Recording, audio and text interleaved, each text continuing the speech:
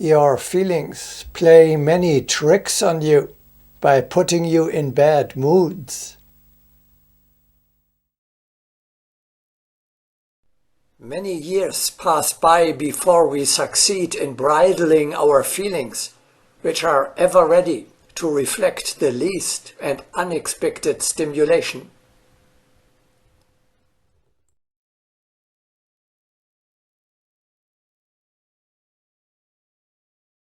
First, the seeker of truth must learn to recognize his own fleeting moods.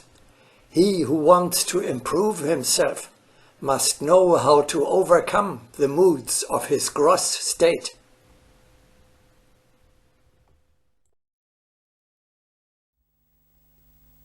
You overcome a bad mood by remembering that better hours will certainly come back again soon.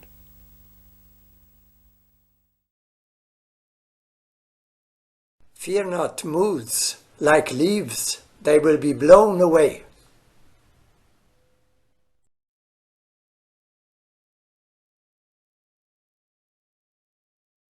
Do not allow such trifles to influence your life or actions.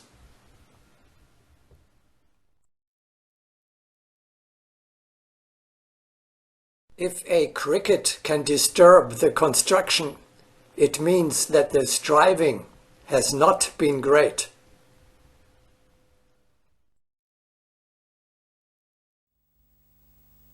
You have become the victim of a fit that will fade away as quickly as it came.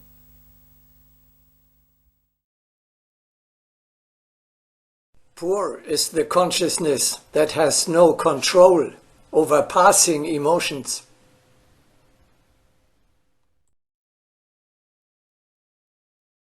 Keep the wisdom of Solomon constantly in mind.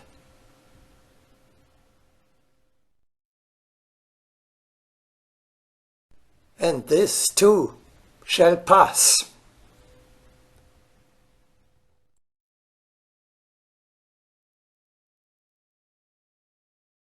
It is, in fact, a wonderful liberation to conquer a mood which so far you have fallen victim to again and again.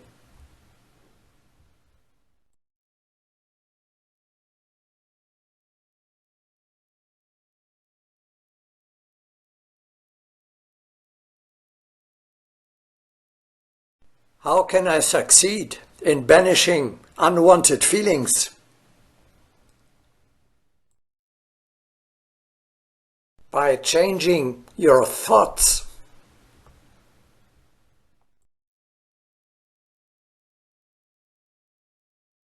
Only the art of thinking can refine one's feelings. Man should understand that sooner or later he is destined to progress to the feeling of harmony, which is based on the art of thinking.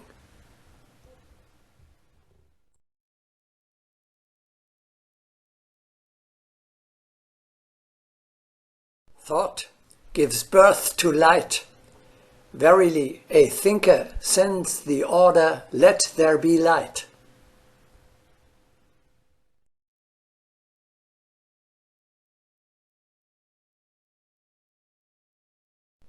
Your thoughts rule your emotions.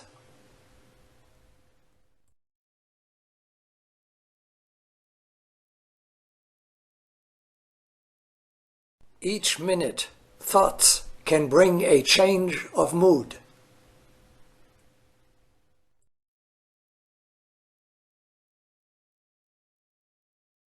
I don't understand. How do you mean that? What I feel is not dependent on my brain, is it?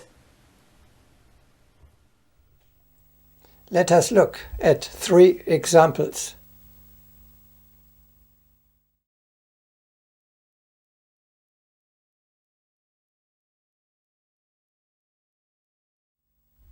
First example.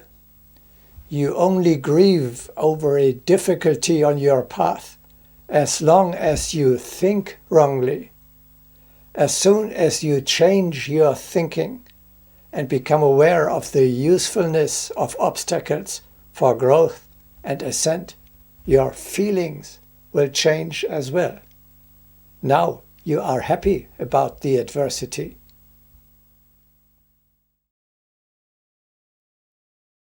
You can dispel darkness and gloom by changing the direction of thoughts.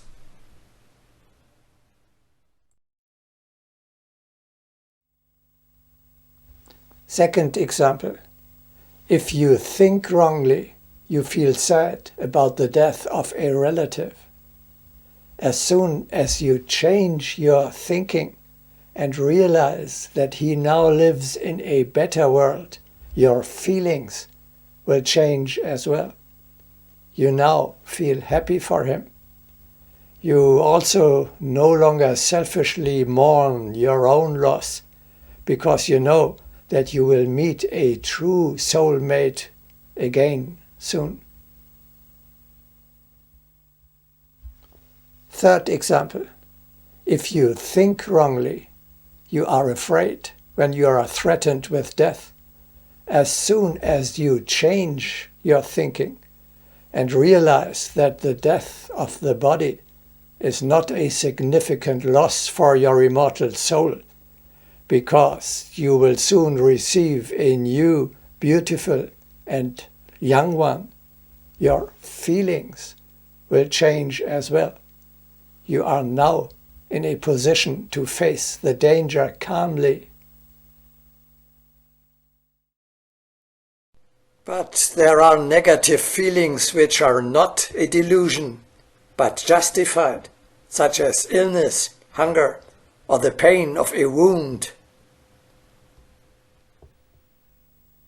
Yes, of course, these are signals from your body, which you have to take seriously in order to preserve your tool intact.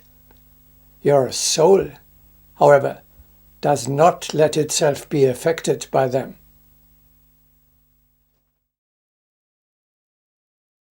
An ignorant person will be puzzled how the feelings of cold or hunger can disappear.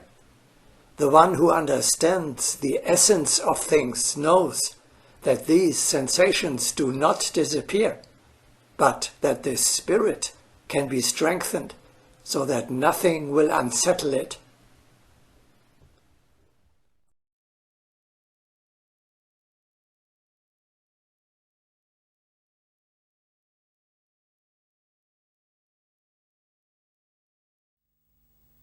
As with thoughts, so with feelings. Do not burst out with them straight away, but pause and consult your heart first. How am I to deal with a certain feeling? Should I allow it, or shall I reject it? You direct your feelings through your heart.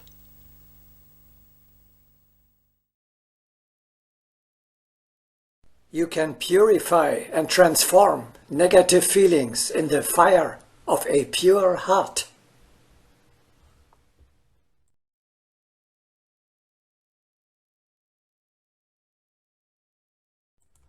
A consciousness that has been deepened and freed manifests a transformation of all feelings.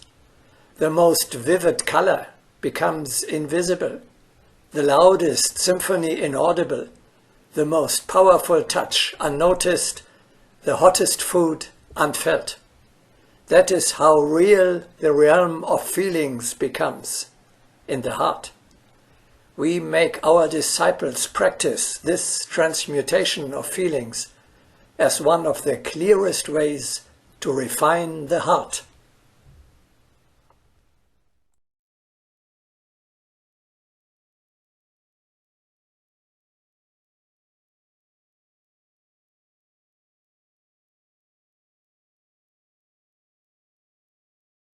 Be constantly on guard.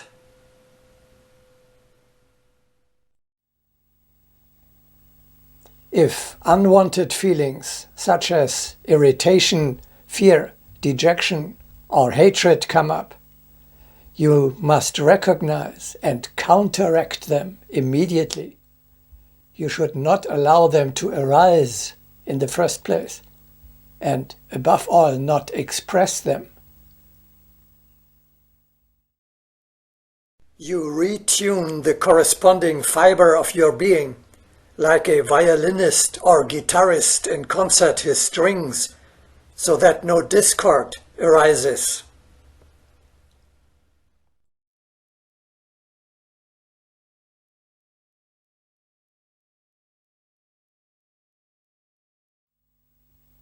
It is an age-old spiritual exercise to first awaken a specific feeling and then to replace it by another one, or to deliberately put oneself in a certain frame of mind and then to consciously evoke the exactly opposite mood within oneself.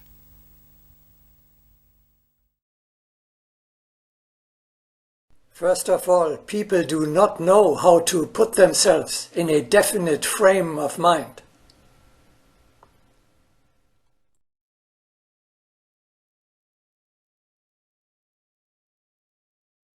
One needs especially to know how to control one's own feelings. One has to train them so as to be able to call them into action or consciously restrain them to the point of complete suppression. Precisely as it has been said, to be able to look without seeing. This is the best example of the mastery of sensation.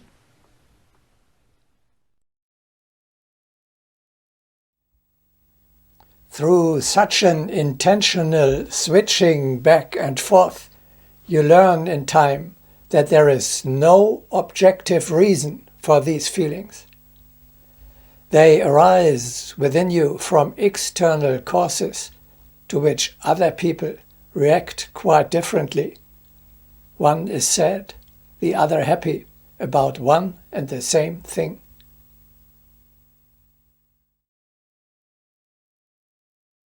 Any feeling can be cultivated.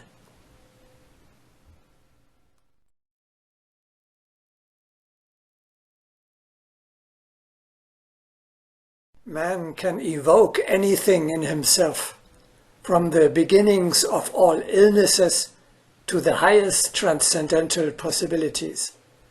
Misfortunes occur when people forget their possibilities, something they do far too often. That is why there are so many calamities.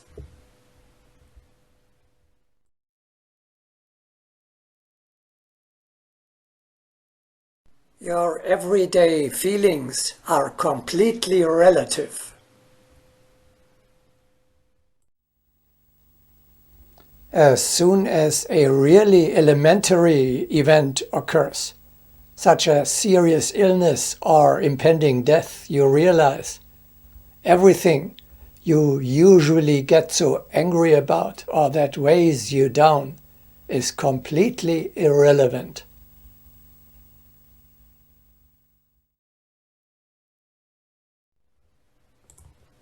To all is known the sensation of the boundaries of spheres. When you go out of a theater into a grey street, it seems to you that you have fallen into a lower sphere. When after solemn festivities you turn to ordinary toil, you become struck with the sad everydayness. When out of the dismal cold you enter a beautiful building, it appears to be the crown of perfection.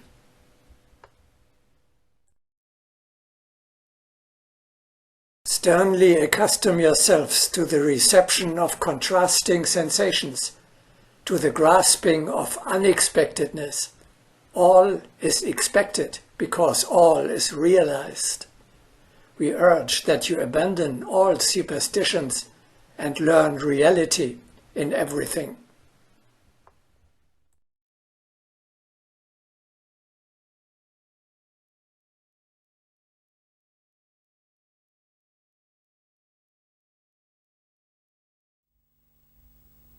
It is a salutary custom to review the feelings of the day in your evening meditation and to analyze the causes of negative emotions. In this way, you will recognize where the consciousness of immortality, of the usefulness of obstacles, or of the purposefulness and beauty of the cosmic order is not yet rooted deeply enough within your being.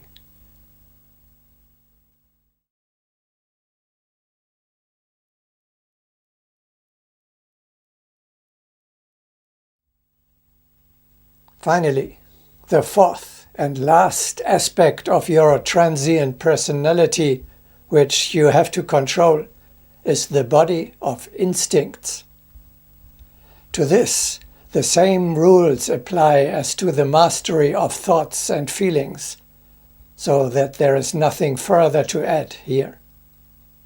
The most important practical areas of application are nutrition and sexuality. On both these topics, there are separate videos.